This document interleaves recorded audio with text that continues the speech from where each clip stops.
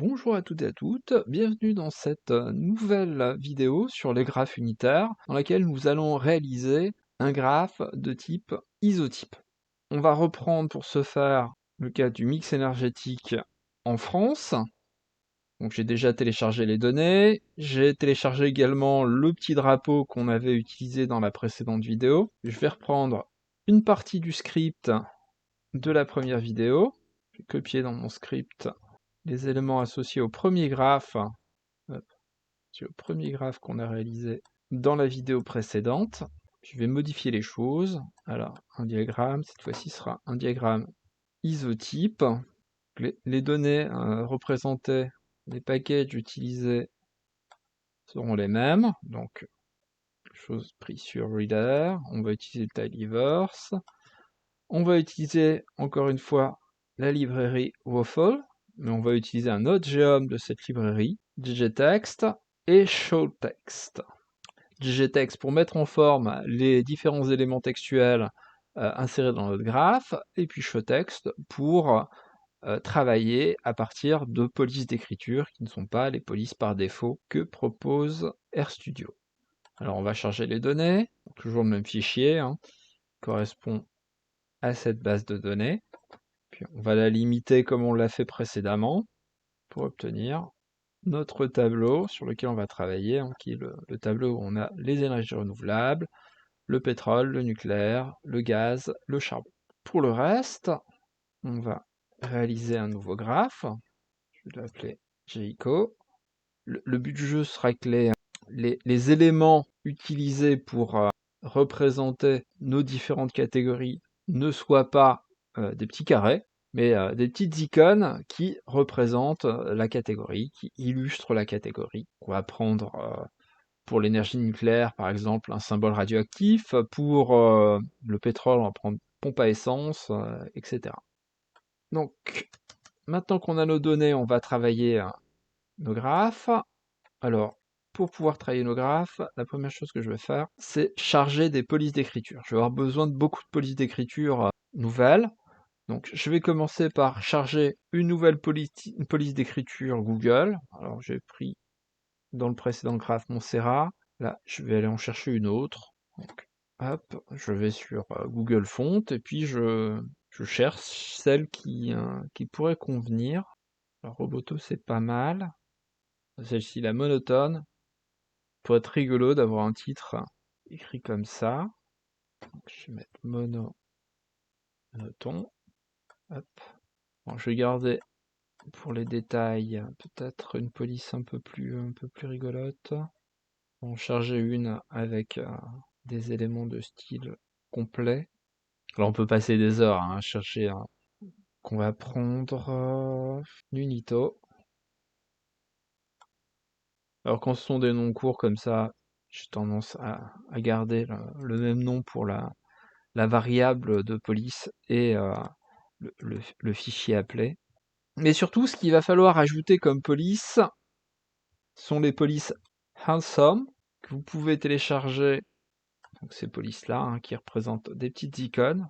Vous pouvez les télécharger à l'adresse qui est indiquée en note de cette partie du cours. Je vous la remets là, https://github user-content.com/font/master/webfont/fa pour font et puis là le nom de la police, fa solide 900.ttf pour avoir le fichier le fichier de police.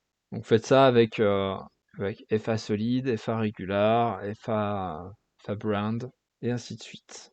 Donc, au préalable, vous téléchargez sur votre système les dites polices, vous les mettez dans dans votre fichier de police ou ailleurs. Moi, en l'occurrence, elles sont ailleurs.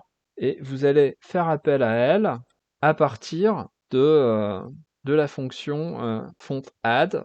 Donc là, vous allez indiquer family. Donc ici, le nom de la police. Donc font handsome 5 free-solid. Donc ça va être le nom de la police.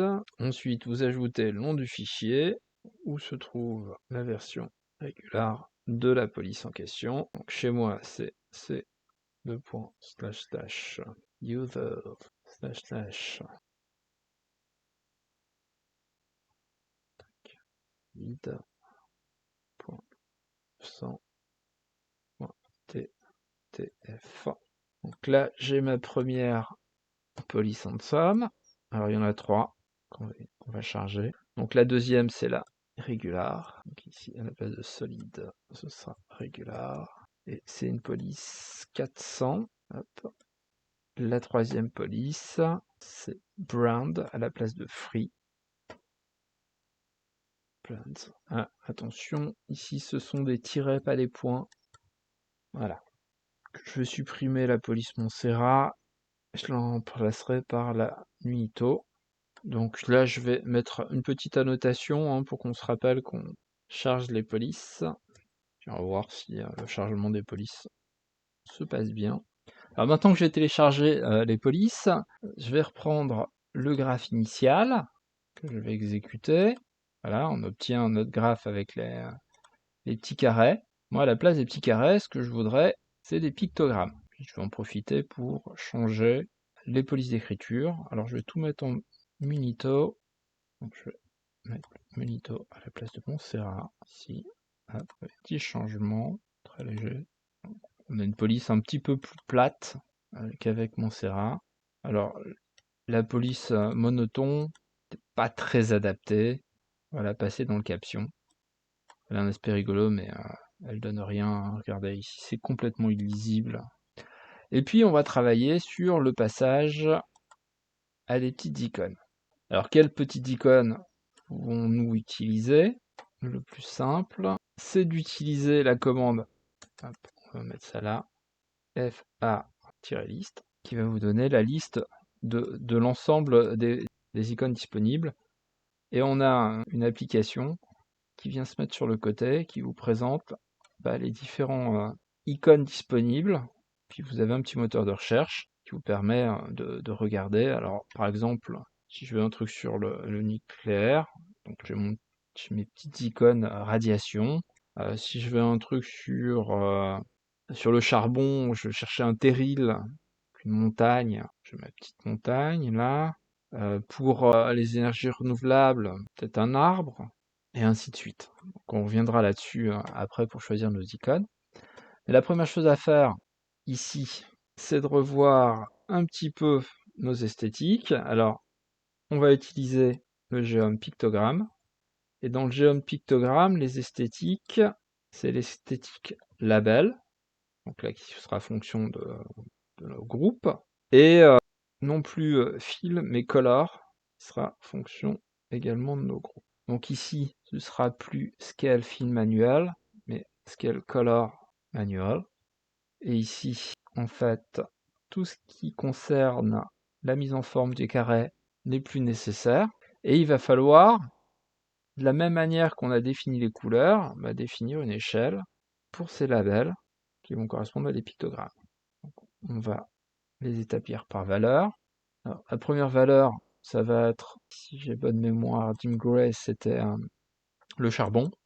Donc pour le charbon, on va mettre une montagne, the mountain.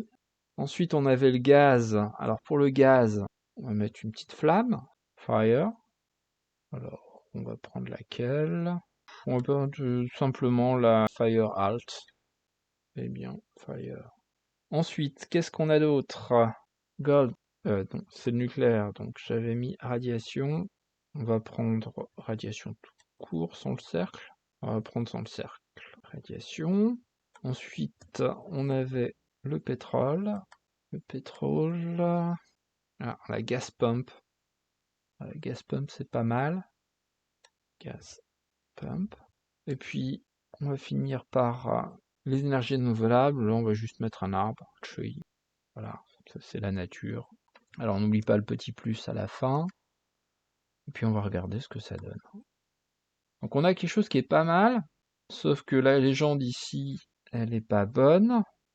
Là, le fil énergie ne correspond plus à rien. Je vais l'enlever.